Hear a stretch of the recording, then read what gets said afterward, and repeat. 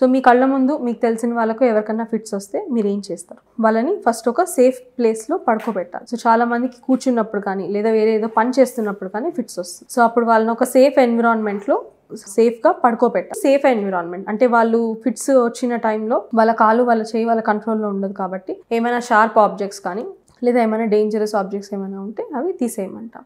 ఇంకొకటి most important, మనము చాలామంది పేషెంట్స్ పట్టుకున్న 1-1.5 మినిట్లో ఆగిపోతుంది ఫిట్, మీరు పట్టుకోకపోయినా 1.5 మినిట్లోనే ఆగిపోతుంది.